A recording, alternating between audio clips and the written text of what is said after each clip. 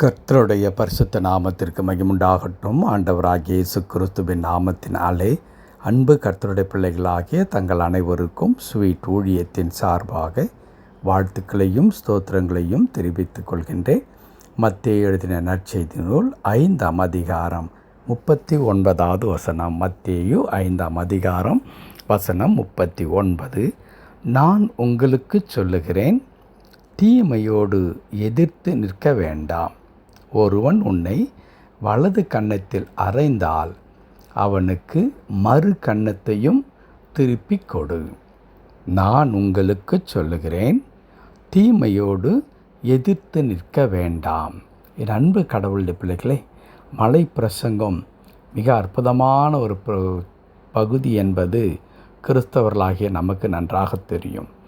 ஆண்டவர் உன்னதமான காரியங்களை நமக்கு இந்த அதிகாரத்தில் சொல்லித் தருகின்றார்.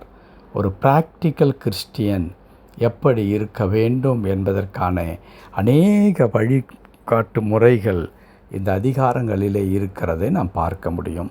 அவைகளில் ஒரு வார்த்தை தான் ஆண்டவர் தீமையோடு எதிர்த்து நிற்க வேண்டாம் என்று சொல்கிறார்.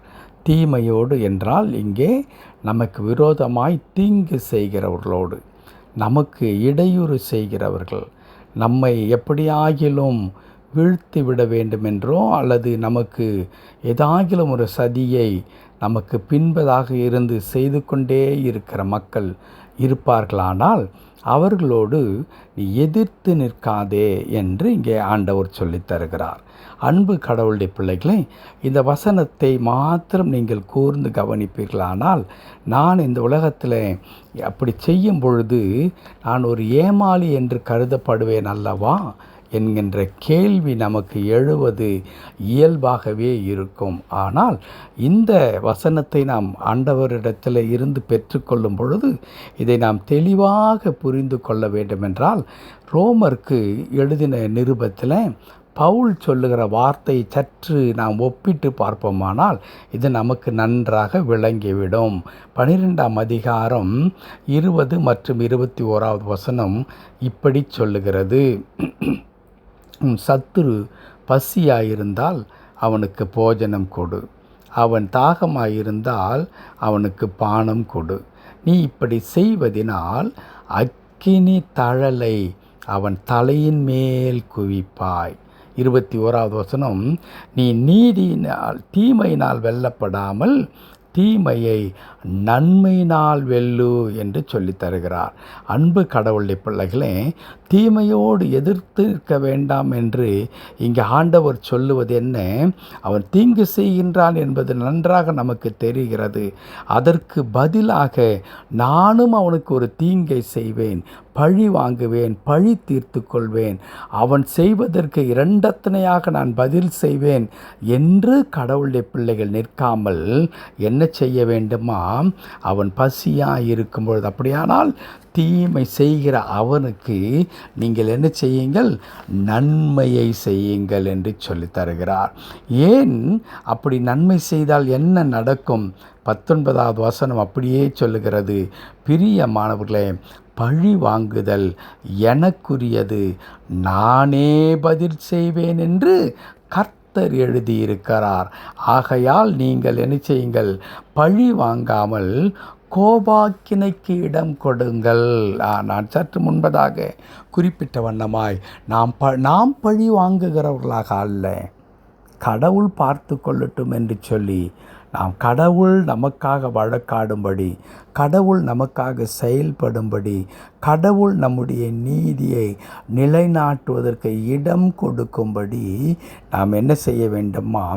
தீமையை எதிர்த்து நிற்காமல் நாம் ஆண்டவர் நமக்காக செயல்படும்படி நம்மை அர்ப்பணிக்க வேண்டும்.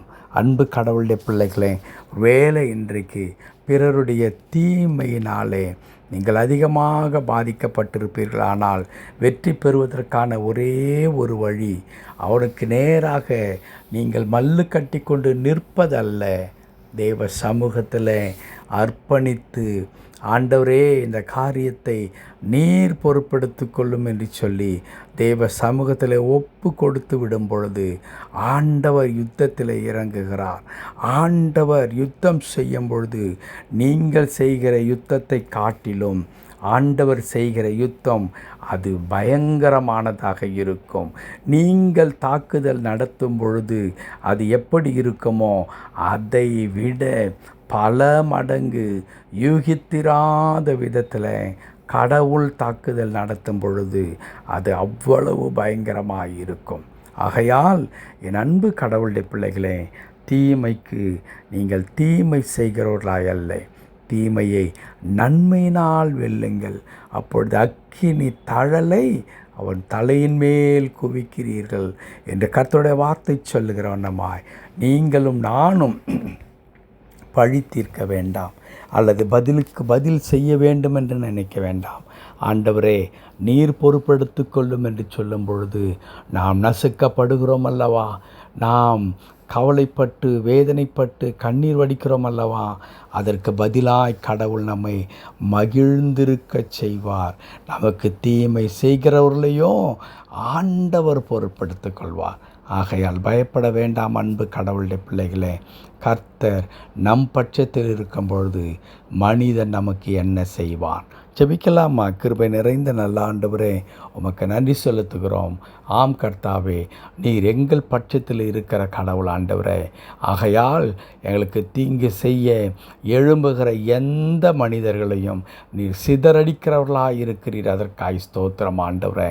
இன்று கண்ட எகிப்தியனை இனி ஒருபோது காண மாட்டா என்று சொன்ன கடவுளும் உனக்கு விரோதமாய் ஒரு வழியாய் புறப்பட்டு வருவார்கள், 7 வழியாய் ஓடிப்போவார்கள் என்று சொன்ன கடவுள் இதோ ஆண்டவரே எங்களுக்கு விரோதமாய் தீங்கு செய்கிறதானே ஆண்டவரே கர்த்தா மக்களை உம்முடைய திருக்கரத்தில் அர்ப்பணிக்கிறோம் ஐயா. தேவன் பொறுப்படுத்திக் கொள்ளும். நீர் அதிசயங்களை செய்யும்படியாக நாங்கள் செபிக்கிறோம். தொடர்ந்து வழி நடத்தியருளும் ஐயா. பழி வாங்குதல் எங்களுக்குரியது அல்ல ஆண்டவரே, நீர் பதில் செய்யும்படியாய் ஒப்பு கொடுக்கிறோம்.